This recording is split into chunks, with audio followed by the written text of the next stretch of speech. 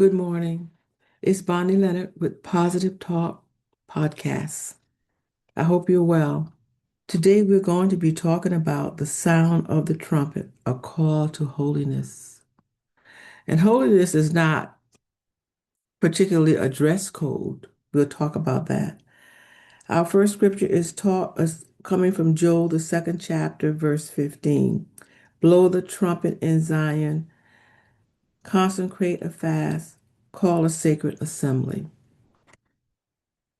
The trumpet blast in scripture always signals divine movement, whether it's a call to war, worship, or awakening. Today, the scripture is sounding a trumpet to call God's people back to holiness, for without it, no man shall see God. The scripture says in Hebrews 12:14 says, pursue peace with all people and holiness, without which no one will see the Lord. Holiness is not legalism. When I first came up in the Lord, I came up in a Pentecostal church, and this is not an indictment against Pentecostal churches, but back in the day, a lot of it was about don't wear this, you can't wear pants, don't wear makeup, and something about not cutting your hair. So, this is not what I'm talking about. I'm not talking about a dress code. It's not legalism. It's alignment with heaven. It's the nature of Christ, formed in his people, pure, undefiled, and powerful. In a culture of compromise, the remnant is being summoned to stand apart.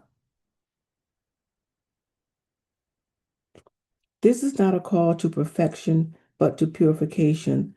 The king is coming, and the bride must be adorned in righteousness, burning with love and set apart for him. Burning with love, love for one another, love for God, burning with love.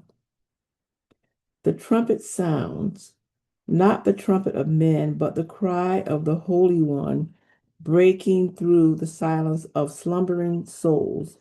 It is not merely a note, it is a summons, a vibration through the spirit realm that commands attention, repentance, and return. Let's look at Joel, the second chapter, verse 1. Blow the trumpet in Zion, sound the alarm on my holy mountain. We thank you, Lord, this morning. The cry is not new. We know that Christ has been, it's been predicted and prophesied that Christ is going to return. So this is not new information for most disciples of Christ.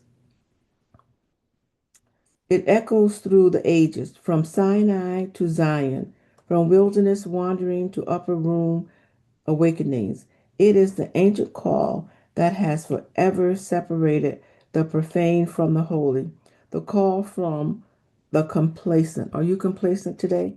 The trumpet does not whisper. Have you ever heard a whispering trumpet? It does not request, it commands. This sound is holy.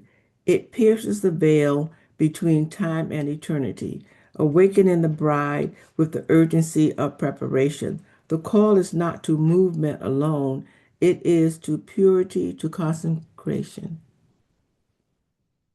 Holiness is not legalism wrapped in rules. We talked about that earlier. It's not about all the don'ts.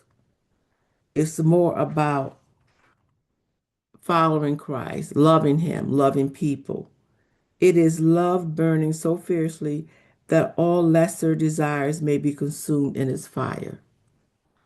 Are you being consumed by the fire of God today? Are you being led by the Holy Spirit? God is not returning for a crowd. He is returning for a bride, clothed in white, trimmed in oil, watching through the night. Are you watching and praying for his return? In this final hour, the trumpet separates. It reveals what we truly treasure. It reveals the gods, small g, we made in the image of comfort, fame, and cultural acceptance.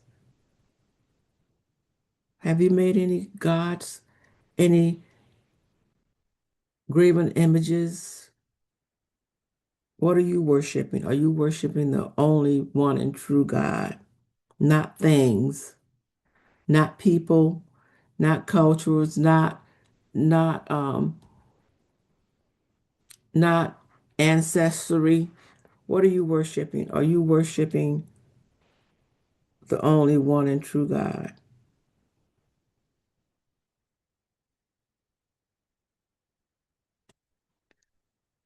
Holiness cuts through this deception, not to condemn, but to cleanse.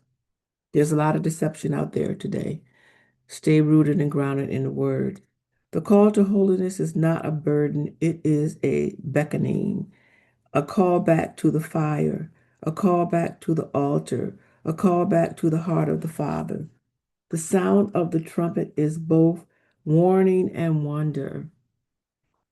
It shakes the unshakable. Are you unshakable? Or are the things of this world shaking you? Are you unshakable? Are you rooted and grounded in Christ? Are you abiding in Him and abiding in the Word? Do you know the truth of the gospel of Jesus Christ? It disturbs the content. It invites the content. It invites the hungry.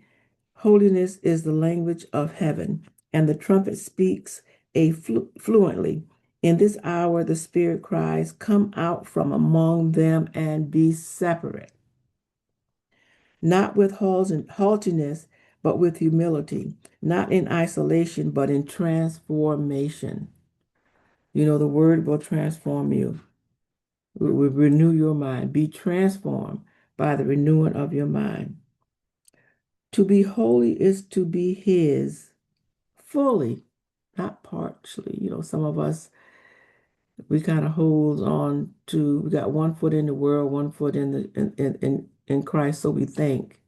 But God wants us fully, unashamedly, entirely. The trumpet continues to sound. Some roll over and sleep more deeply. Some run with oil lamps trimmed, and some, those marked by eternity, fall on their faces and cry, "Holy, holy, holy is the Lord God Almighty."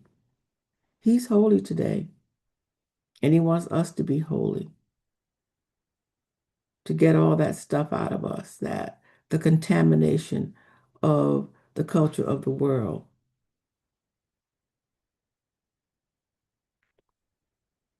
The trumpet will not stop. It will not fade. It's not going away. It will crescendo until the final blast splits the sky and the Holy One descends in glory. So, are you feeling or sensing or hearing the sound of the trumpet? Are you sensing the call to holiness today? To stop our foolishness and be serious about our relationship with God? Where are you today? I'd like to invite you to step in to that call to holiness, to lay aside every weight that so easily beset us and run this race that God has set before us. We thank you, Lord, today for your call to holiness. We thank you, Lord, for the sound of the trumpet. We thank you, Lord, that we will come to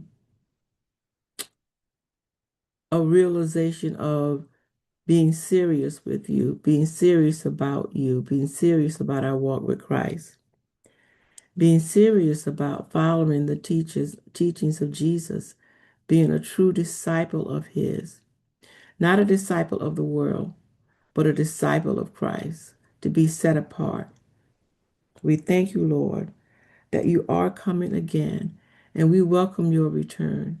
I pray that we will be ready, that we will have oil in our lamps, that you cause us, Lord, to seek the will of the Lord, that it will be done on earth as it is in heaven.